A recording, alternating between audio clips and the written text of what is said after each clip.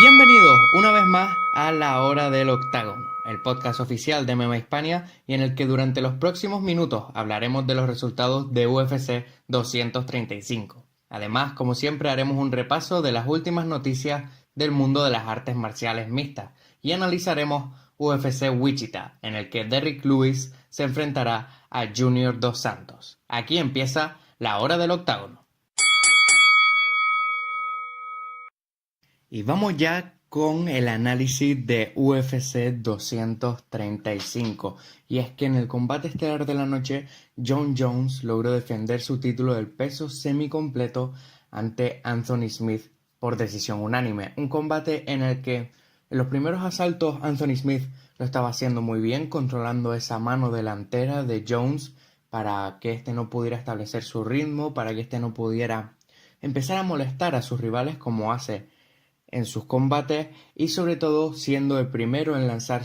su ofensiva y golpeando las piernas de Jones, pero que poco a poco Jon Jones empezó a establecer su ritmo, sobre todo a través de sus patadas, sobre todo al cuerpo de Smith a lo largo del set del tercer y cuarto asalto. Poco a poco fue imponiéndose, llevando incluso a Anthony Smith a la lona y a pesar de haber golpeado a Smith con un golpe ilegal en el cuarto asalto, Smith demostró ese Lionheart, demostró ese corazón de león, siguió peleando, aunque no pudo imponerse ante Jones. Jones, por lo tanto, iguala a Anderson Silva con el mayor número de victorias consecutivas sin haber perdido en el octágono con 16 y vuelve a establecerse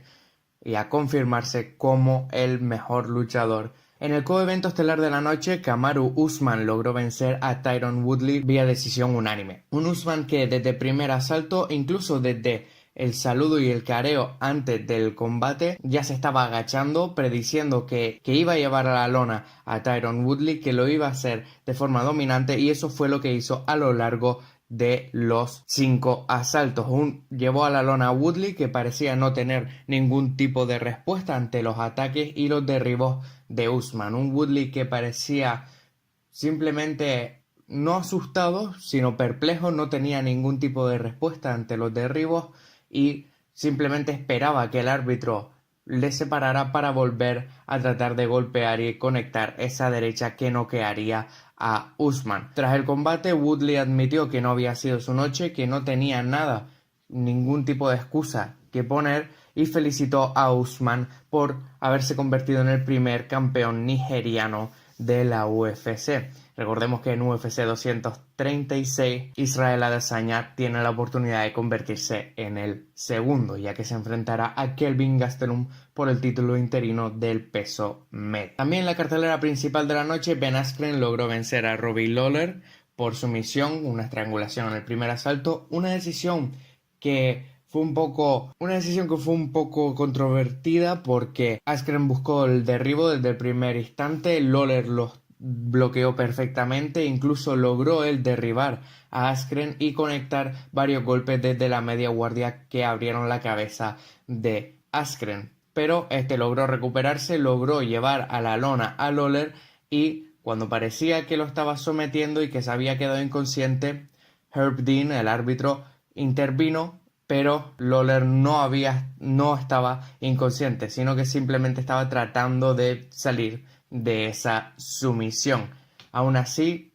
gran capacidad de recuperación de Ben Askren, una muy buena prueba en su debut en el octágono, en su debut con la UFC, y veremos a quién se enfrenta en su siguiente combate. También en la cartelera principal de la noche, Weili Zhang logró vencer a Tecia Torres por decisión unánime en un combate muy interesante y en el que Zhang logró alzarse con la victoria simplemente por llevar a Torres a la lona y poder controlarla ahí. Además, el combate que abrió la cartelera estelar de la noche, Pedro Muñoz logró vencer a Cody Garbrandt por KO técnico en el primer asalto. Un Cody Garbrandt que cayó en la misma trampa en la que la había introducido TJ Dillashaw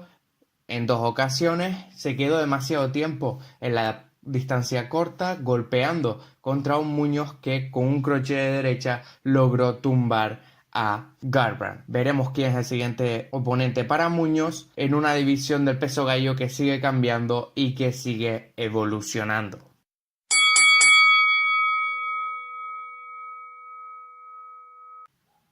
Bueno, y vamos ya con esa segunda parte de la hora del octágono en la que hablamos sobre las noticias más importantes de esta semana en el mundo de las artes marciales mixtas. Y la noticia más importante de esta semana y que quizás ha ido bajo el radar, una noticia a la que prácticamente nadie ha estado hablando debido a UFC 235, es que la leyenda de las artes marciales mixtas Mirko Cro Cop ha anunciado su retirada este pasado viernes.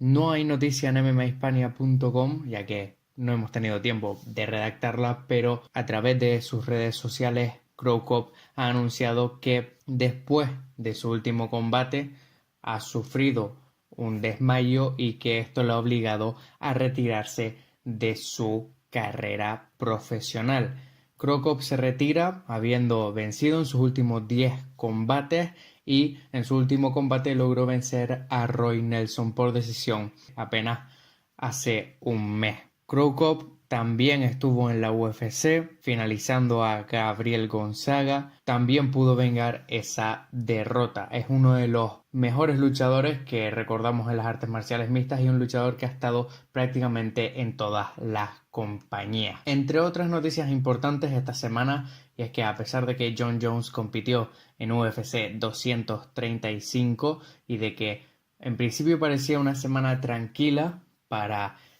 según ha informado Mark Raimondi de MMAfighting.com, Jon Jones dio positivo en 2 pruebas antidopaje realizadas el 14 y 15 de febrero por la Comisión Atlética de Nevada. Estas pruebas fueron analizadas por el laboratorio homologado en Salt Lake City y vienen siendo la misma repetición de la misma sustancia encontrada en Jones hace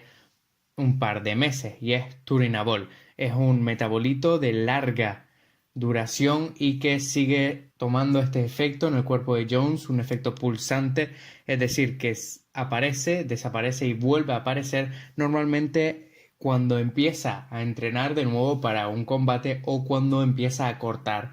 peso. Son las dos tendencias que hemos visto después de analizar los resultados de sus pruebas antidopaje. A pesar de ello, no se le ha impedido pelear porque, como ya sabemos, ha estado sancionado durante 15 meses por la agencia antidopaje USADA, y lo mismo pasó antes de su combate contra Alexander Gustafsson en UFC 232. Además, se le seguirán haciendo una serie de pruebas para comprobar que esos niveles de turinabol no suban. Entre otras noticias más importantes de la semana es que vamos ahora a una noticia triste, y es que la mujer del ex campeón, del 2 veces campeón de la UFC, Matt Hughes, ha pedido una orden de alejamiento contra su marido el pasado diciembre, el día 13 de diciembre, y ahora ha sido garantizada por el juez. Supuestamente su mujer, Audra Hughes, fue golpeada el pasado 12 de diciembre delante de sus hijos, ya que Audra le acusaba de enviar mensajes a otras mujeres y Hughes posteriormente la golpeó. No es un incidente aislado, es un incidente que parte de una conducta agresiva que ha tenido a lo largo del tiempo Matt Hughes a partir de la lesión cerebral que sufrió por un incidente el pasado junio de 2017, por la cual estuvo grave. Hughes posteriormente ha establecido a través de sus redes sociales que nunca haría daño a sus seres queridos, pero que entiende que es una carga para su familia y que ya ha pedido el divorcio contra su mujer desde el pasado 21 de febrero. Entre otras noticias más importantes de la semana, parece que se van cerrando capítulos tras el incidente, tras el altercado de UFC 229, y es que Dillon Danis ha recibido 7 meses de suspensión por este incidente. Danis tendrá que pagar un total de $7.500 estadounidenses, y como la suspensión es muy parecida a la de Conor McGregor, este podrá pelear a partir del 6 de mayo.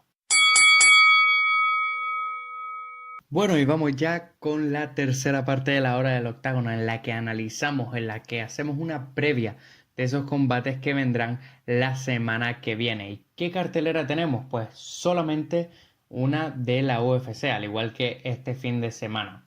En ella, en el combate estelar de la noche de UFC Wichita, Junior Dos Santos se enfrentará a Derrick Lewis en un combate en el peso completo de la UFC. Un Junior Dos Santos que viene de haber encarrilado 2 victorias en sus últimos 2 combates ante Blagoy Ivanov y ante Tai Tuivasa, esta última por finalización el pasado diciembre. Un Junior Dos Santos que anda un poco perdido en esta división de peso completo y que busca ir sumando para volver a estar en ese top 5 de la división. Y por su parte, un Derrick Lewis que, después de haber perdido en su último combate contra Daniel Cormier en UFC 230, ha tenido por fin un momento de relajación, de descanso y de poder entrenar como quieren los luchadores de artes marciales y como realmente mejoran, que es teniendo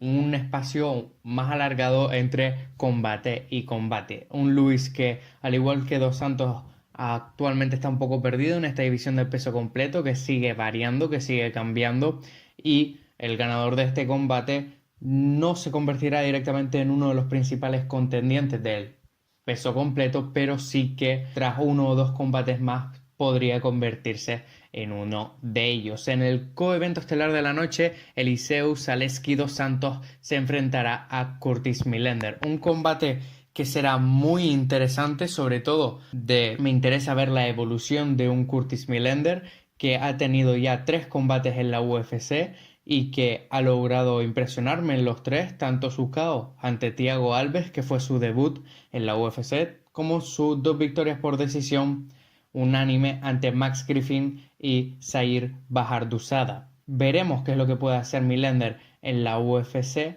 si está preparado para esta división y para esta compañía, y no tendrá una prueba fácil ante Eliseu Zaleski Dos Santos. Un Dos Santos que viene de haber encarrilado 6 victorias consecutivas, 3 de ellas por KO o KO técnico y las 2 últimas en primera instancia por patadas o rodillazos y posteriormente finalización con sus golpes, por lo que podemos ver que está mejorando, está evolucionando y que se está encontrando cada vez mejor cuando sube al octágono. Será un combate que yo creo que no llegará a la decisión final. Además, en la cartelera principal del evento también tenemos el regreso de Tim Means, que se enfrentará a Nico Price. También regresa Big Ben Rothwell contra Blagoy Ivanov, además de Benil Dariush contra Drew Dober, Tim Bosch contra Omari Akhmedov y Anthony Rocco Martin contra Sergio Moraes. En la cartelera preliminar encontramos a Yana Kunitskaya, que se enfrentará a Marion Renault, Grant Dawson, que se enfrentará a Julian Erosa, Luis Smolka, que se enfrentará a Matt Chanel,